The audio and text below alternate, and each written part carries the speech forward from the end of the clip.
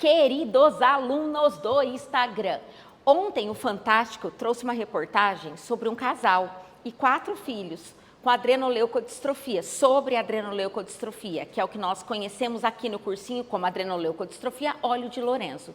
E por coincidência, semana passada nós tínhamos estudado esta doença porque é uma doença recorrente no vestibular. Então eu trouxe para vocês algumas informações, pega o papel e a caneta e anota o que pode cair no vestibular, o que é que nós temos que saber.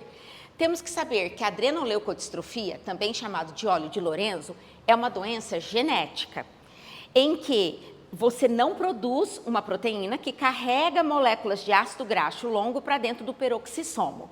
O peroxissomo é uma organela membranosa que tem no citoplasma da célula, cujas enzimas vêm do ribossomo, do citoplasma, que traduz o mensageiro expresso por um gene, e a membrana do peroxissomo vem do retículo. Então, é uma organela membranosa que tem dentro de si enzimas que são produzidas geneticamente pela célula. Neste caso, num caso de um paciente saudável, o peroxissomo consegue metabolizar, consegue degradar, consegue converter esses lipídios de cadeias longas em moléculas que vão ser precursores da produção da bainha de mielina, que é uma estrutura que envolve o axônio dos neurônios. Só que se o paciente não tem o gene dominante, se o paciente porta o gene recessivo e ele não tem a enzima, esses ácidos graxos não são transportados para o peroxissomo. O peroxissomo não vai convertê-los, degradá-los, metabolizá-los. E dessa forma ele se acumula na célula. E a célula começa a morrer, tendo uma alteração da bainha de mielina, massa branca, da adrenal sobre o rim, e o paciente manifesta vários sintomas. Para nós é isso que cai no vestibular. Então, a adrenoleucodistrofia óleo de Lorenzo não tem a conversão, a degradação de ácido graxo longo dentro do peroxissomo, há alterações dentro da célula por acúmulo desse lipídio e alterações da bainha de mielina. O nome já fala adreno, de adrenal, leucodistrofia, de sistema nervoso. Então, sistema nervoso e adrenal são os locais mais impregnados, mais comprometidos. É muito importante que esse exame genético seja incluído no teste do pezinho, que para nós do pré-vestibular já cai, por exemplo, hipotireoidismo congênito, ciclemia, enfim. É uma herança ligada ao sexo do cromossomo X. Por isso nós temos que lembrar que o homem é portador de um cromossomo X, ele é XY. A mulher é portadora de 2 cromossomos X, ela é XX. Como essa herança, ela compromete todo o sistema funcional, se o homem for doente, ele acaba não conseguindo chegar em idade reprodutiva e não procriando. Então, todo homem que casa, que tem filhos, ele está manifestando o alelo saudável, Dzão.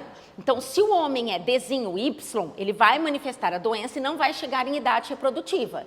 Então, se ele casou, se ele teve filhos, com certeza ele é Dzão Y, ele tem um alelo dominante saudável. Por isso que nós podemos afirmar que num casamento, quando filhos são doentes, a herança não vem do pai, vem de quem? Da mãe, porque o pai tem o Dzão saudável. Bom, neste caso, nós temos que pensar no casal que foi apresentado no Fantástico. Eles tiveram 4 meninos. O pai é saudável, a mãe é saudável porque a mãe gerou, a mãe vive. Então, ela porta o alelo da doença, mas porta o alelo saudável. Ela manifesta o fenótipo saudável e porta o alelo doente. Então, vamos tentar pensar. O pai manda o Y para os 4 meninos. A mãe manda um X para cada menino. 50% tinha chance de receber o saudável, 50% tinha chance de receber o doente. O primeiro rapaz recebeu o doente. O segundo rapaz recebeu o saudável. O primeiro filho é portador da doença, o segundo filho não é.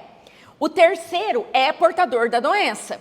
E por esse motivo, o casal decidiu ter o 4º filho, selecionando o embrião feito em FIV, você já estudou FIV também, fertilização o quê? In vitro, você já estudou seleção genética, você faz o sequenciamento genômico, eles selecionaram o embrião masculino XDzão Y e fizeram a implantação. Dessa forma, eles tiveram o primeiro doente, o segundo saudável, o terceiro portador do alelo e o quarto feito por FIV com o alelo dominante sendo saudável. Qual o objetivo? O objetivo é que as células do cordão umbilical desse quarto filho sejam coletadas. Nós sabemos que a maioria daquelas células do cordão umbilical são adultas, mas existe uma minoria embrionária e que ali células tronco portadoras do alelo dominante possam ser utilizadas no futuro para um transplante de célula-tronco no terceiro filho, ou mesmo terapia, o quê? Gênica, terapia celular, em que você pode inserir o alelo dominante, ok? No indivíduo recessivo, para que ele possa ser curado da doença.